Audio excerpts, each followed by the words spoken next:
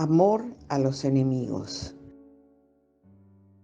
Seguramente muchos acogían su mensaje, pero lo que menos se podían esperar era oírle hablar de amor a los enemigos. Viviendo la cruel experiencia de la opresión romana y los abusos de los poderosos, sus palabras eran un auténtico escándalo. Solo un loco podía decirles con aquella convicción algo tan absurdo. Amen a sus enemigos, oren por los que los persiguen, perdonen 70 veces 7 a quien les hiere una mejilla, ofrézcanle la otra. ¿Qué está diciendo Jesús?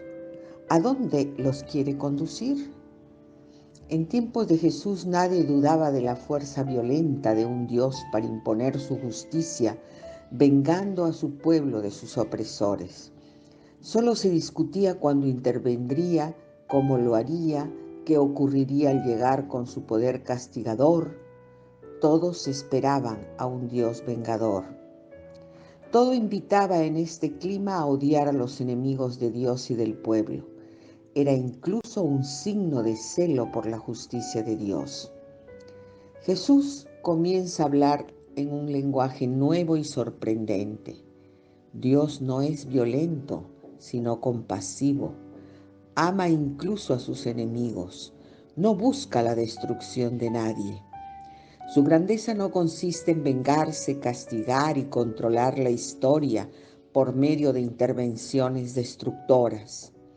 Dios es grande no porque tenga más poder que nadie para destruir a sus enemigos, sino porque su compasión es incondicional hacia todos.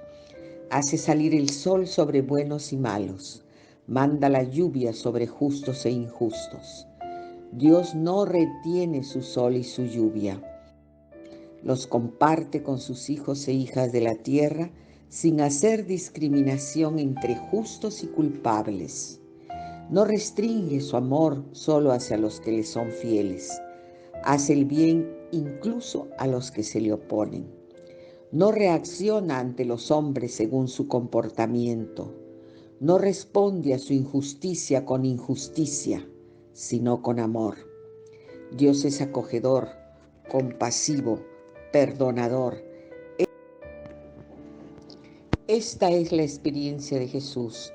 Por eso no sintoniza con las expectativas mesiánicas que hablan de un Dios belicoso o de un enviado suyo que destruiría a los enemigos de Israel.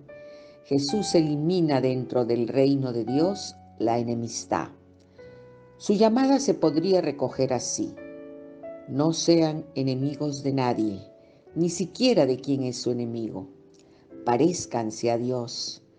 Amar al enemigo es más bien pensar en su bien, hacer lo que es bueno para él, lo que puede contribuir a que viva mejor y de manera más digna. El reino de Dios ha de ser el inicio de la destrucción del odio y la enemistad entre sus hijos. Así piensa Jesús. La lucha no violenta por la justicia. Todas las esperanzas del pueblo estaban puestas en la intervención poderosa de Dios que impondría su justicia destruyendo a los enemigos de Israel. Nadie podía pensar de otra manera, escuchando las promesas de los profetas, las expectativas de los escritores apocalípticos. Sin embargo, la experiencia de Jesús es diferente. Dios ama la justicia, pero no es destructor de la vida, sino curador. Jesús no rechaza a los pecadores, sino que los acoge y perdona. La justicia llegará, pero no será porque Dios la imponga de manera violenta, destruyendo a quienes se le oponen. La actitud de Jesús choca de frente con el ambiente general. Le es imposible creer en un enviado de Dios encargado de guerrear contra los romanos. La llegada de Dios no puede ser violenta y destructora. Al contrario, significará la eliminación de toda forma de violencia entre las personas y los pueblos. Por eso Jesús vive desafiando día a día diferentes formas de violencia, pero sin usar jamás la violencia que destruye al otro.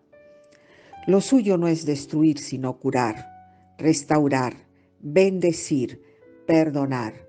Así va irrumpiendo el reino de Dios en el mundo. Desde su experiencia de un Dios no violento, Jesús propone una práctica de resistencia no violenta a la injusticia.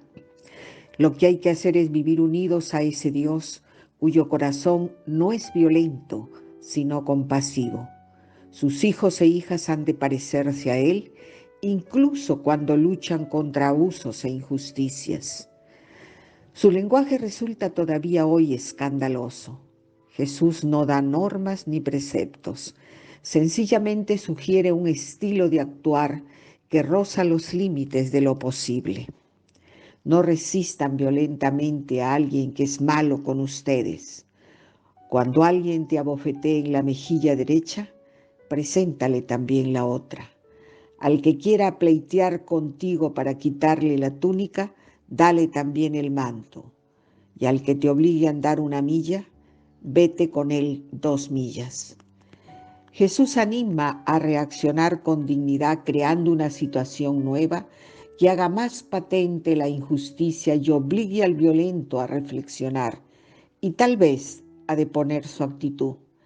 Esta sería para Jesús la actuación más digna de quien entra en el reino de Dios. ¿Por qué no reaccionar así en situaciones semejantes?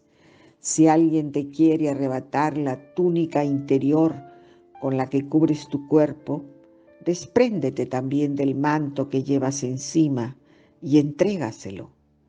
Preséntate así ante todos, desnudo pero con dignidad.